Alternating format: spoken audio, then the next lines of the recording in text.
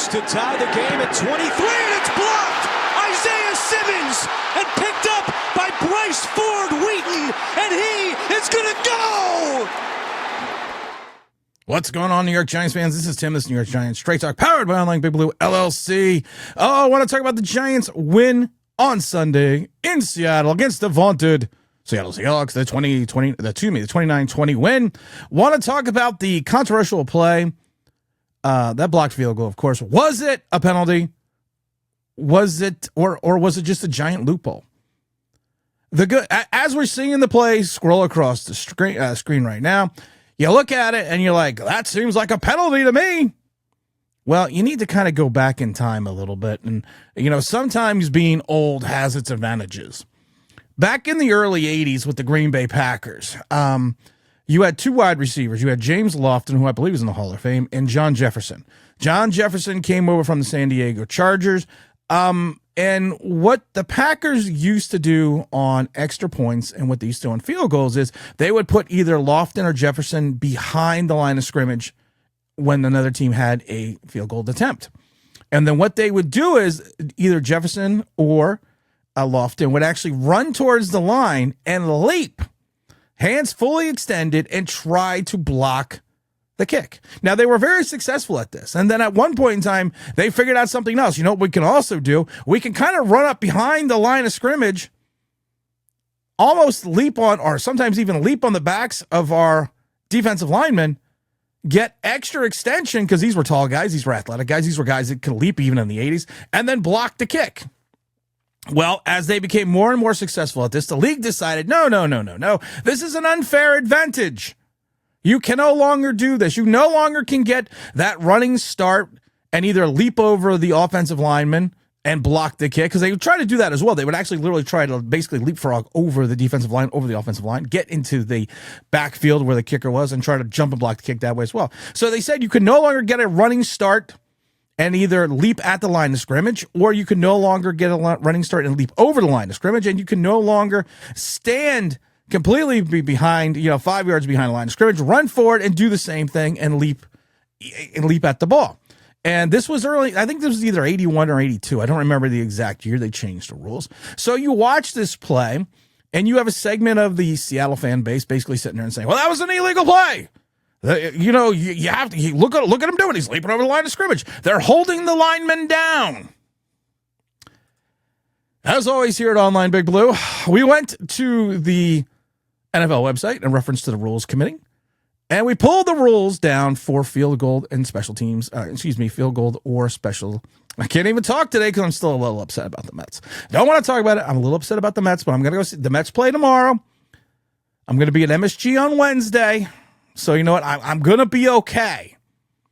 But I pulled the rules down for extra point and field goals. Rule 1, jumping or standing on a teammate or an opponent's back to block any attempt of an opponent's kick or an apparent kick. You can't do that. Placing a hand or hands on a teammate or opponent to gain additional height.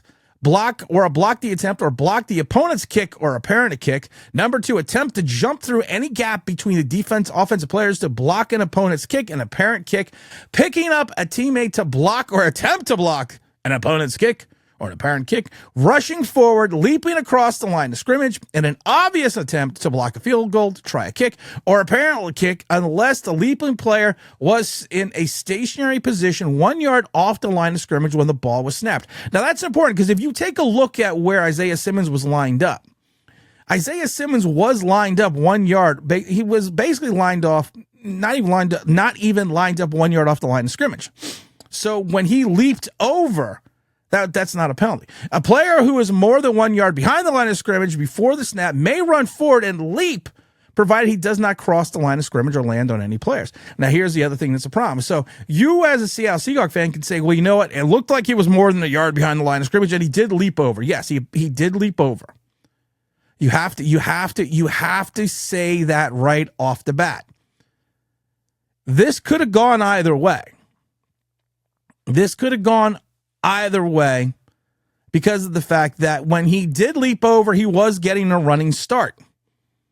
But by the spirit of the rules, this is more likely never going to be called as a penalty. So all the Seattle fans that are crying or whining, oh, there was a penalty, it was a penalty. I see your point. But the problem is this, you have to read the rules, and again, in its entirety. Unless the leaping player was in a stationary position, which he was, within 1 yard of line of scrimmage, which he was, when the ball was snapped, which he was.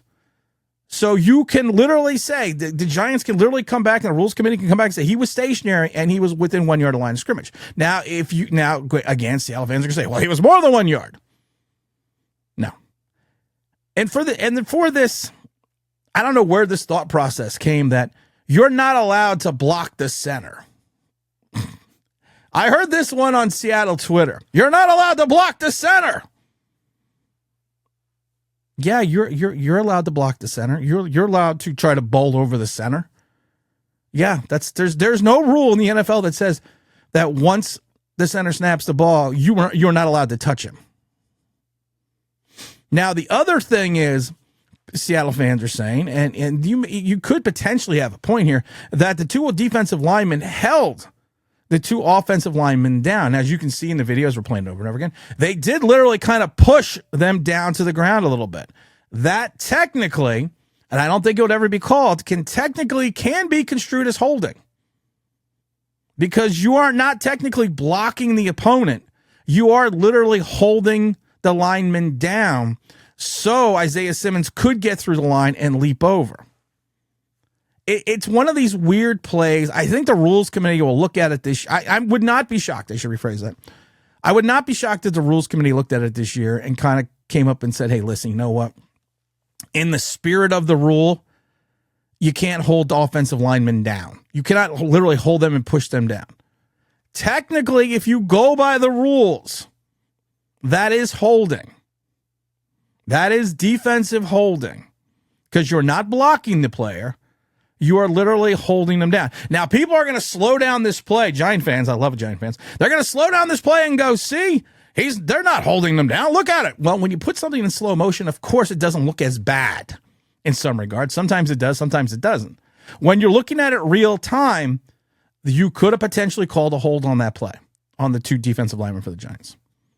But at the end of the day, the jumping over the thing is more within the spirit of the rule because of the fact that he was within 1 yard of the line of scrimmage and he was stationary.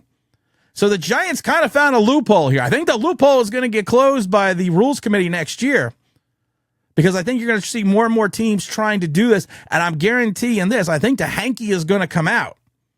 And you are going to see more holding penalties get called when you see defensive linemen basically flatten and hold down offensive players. Well, that's all I want to say about that. That's all I want to say about that, because like I said, I always like breaking out the rules from the rules committee so we can take a look at these things and get a better idea and get a better understanding. You got to give big kudos and props to the New York Football Giants. Good game. You know what? I should rephrase that. Good first half. And that's what it is. Good first half as always. And then once you got into this, Daniel Jones, we've said it before, looked like an NFL quarterback for a half. Then he kind of, outside of that 30-yard pass to Slayton, he caught the second half. The Giants went small ball again. The Giants went conservative. The Giants have this innate ability to get a lead at times, and this has been going on all through Dable's career, not this here, and then kind of want to just sit on it. And I'm kind of surprised by that, because you would think a coach like with the alleged acclimate of Brian Dable in reference to calling an offense, that you would want to step on the throats on teams, get the score up as much as possible, and not have to worry about if we block a field goal and not go into overtime. You would think he would want to do that. And for everyone that's already saying Daniel Jones is just silencing his fucking haters, you're fucking idiots. A guy can have a good half. He's basically had one good game if you compare halves the entire year, but you're going to negate everything else he's done because you want him to be this Messiah so badly. But you can see at the end of the game, you can see at the second half, they didn't decide to put the ball in Daniel Jones's hands after the big play to Slayton. You could see that. It was almost like, we're going to tank this shit because we don't want him to screw it up. And Dable has been doing this since the day he has been here with Daniel Jones. I could go back to the winning season, and I can go back to at least 4 separate games the Giants went into proverbial tank because of the fact that they are worried that Daniel Jones will cost them the game with a fumble, with an interception. So if you want to say he played like an NFL quarterback for the first half, yeah, 100%. He looked really good. But then the second half, as always with Daniel Jones, there is just this fear that he is going to cause an issue, that he's going to cause a problem. Now, I love when people say he was brilliant. He looked good, yeah. He looked good, but like I said, there are 2 halves in football. And then once again, I know people don't like to look at things because of the fact that when you actually start breaking things down and exposing things and start looking at things, you kind of see some trends and tendencies. Once again, we targeted ad nauseum 2 players. It's almost like the rest of the team didn't exist. Darius Slayton, 11 targets. Wan'Dale Robinson, 9 targets. Out of Daniel Jones' 34 attempts, 20 of them went to 2 guys. And Wan'Dale Robinson, you got to love him. Wan'Dale Robinson is 6 yards in a cloud of dust. He's never going to be this great player that everyone thinks he's going to be. I just think we need to move on from that. And can we stop with the fucking Eric Gray experiment? Please, for the love of God, can we stop with Eric Gray? Can we just stop? Big kudos to Tyrone Tracy Jr. 18 carries, 129, 7 yards carries. It's pretty good, actually a really good, not a really good, but a pretty good, I would say a top 20 Seattle defense. He really showed a nose to get into the line. He really showed that he was able to attack the line. He showed he had a different speed and a different burst than Devin Singletary. So you have to hope with Singletary probably coming back next week that we see a little bit more of a dose of Tracy. I think we have to just move on from Eric the Great Gray, who once again fumbled going into the end zone, runs it back 101 yards, Seattle. We did a lot of things in this game that just, you looked at that first half. You got to remember, you would think this game, the way people have it perceived, this game was a blowout. I must have been watching a different game because I remember it being 10-10. 10-10 going into halftime. I remember going out of the third quarter, I remember it being 2013. Then I remember Seattle driving to get the game-tying field goal in the second half. I must have been watching a different game. The defense stepped up as always, like most recently. You got to give big kudos to Shane Bowen with his bend not break defense. They had 7 sacks. We talked about that yesterday. Kayvon Thibodeau and his other ghost brother, between the 2 of them, they had 1.5 sacks. Dexter Lawrence, once more times, the mighty Dexter, the mighty Quinn, 3 sacks. I love Dexter now because what they do with Dexter on passing situations, because they have this great defensive ends. Know what we're gonna do? We're gonna put Dexter Lawrence in the defensive end position. It's working. You can't fault it. He's already got 6 sacks this season. I mean, his career high was back in 2022 with 7.5. So you got to give him credit. But like I said, you have $120 million invested in Burns, and you have a 5th round overall pick invested in Kayvon Thibodeau. So you would hope that Dexter Lawrence, who has more sacks between the 2 of them combined, you are going to get some more production out of those players because we are 5 games into the season. You got to like the fact that the Giants are 2-1 on the road. You got to dislike the fact that they're 0-2 in the division. So that's going to be something we need to look at as this season plays out. Again, I don't think you have a clear read on this team. I really don't, because they're a team of halves. We've talked about this before. They're a team of halves.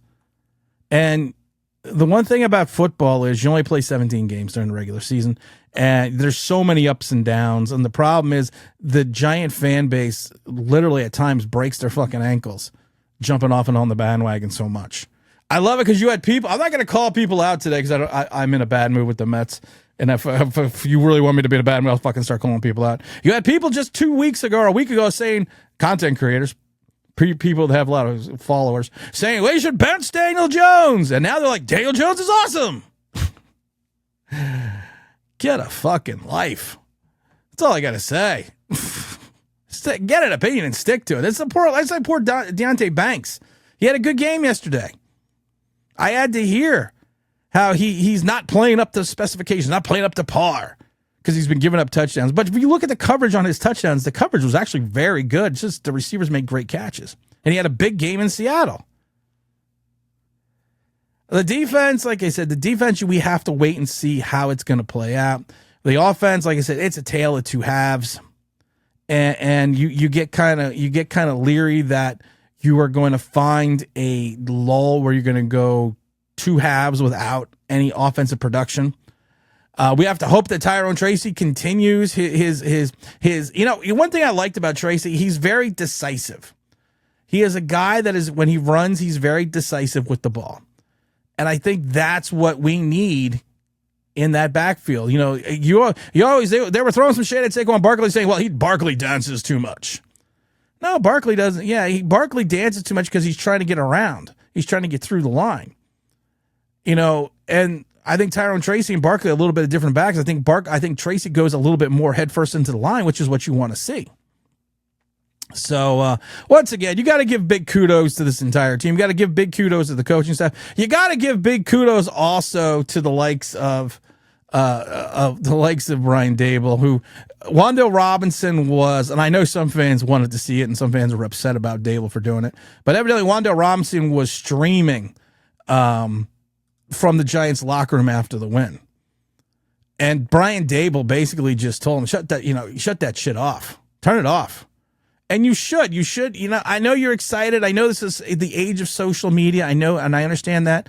But also, if you've ever been in an NFL locker room, you don't want that shit going on. You also don't want that shit going on because the fact that you are a team that is still 3-2. Yes, it was a nice win. It was a big win, but you also don't want to go completely overboard. And I give big props to Dable for controlling his locker room, for having the ability and the understanding to tell him, listen, just shut the shit off, man. I've said it before. One thing I'd like to see more of NFL players we're never going to get, be like Marvin Harrison. Be like Barry Sanders. Be like the guys that you've said it, be like you've been there before. And maybe because it's the usefulness of the Giants and the fact that they don't win very often that you're going to get something like that. But I have to agree with Dave's 100%. So kudos to Big Dave's. We might have a live stream tonight. I have no idea. Still, like I said, I'm still licking my wounds over the Mets. But you know what? We got a good win. It was a good game for this team. They closed it out. They closed it out big with that block. So you have to give them all the credit in the world. And again, this is Tim, this is New York Giants Straight Talk, and I'm out of here.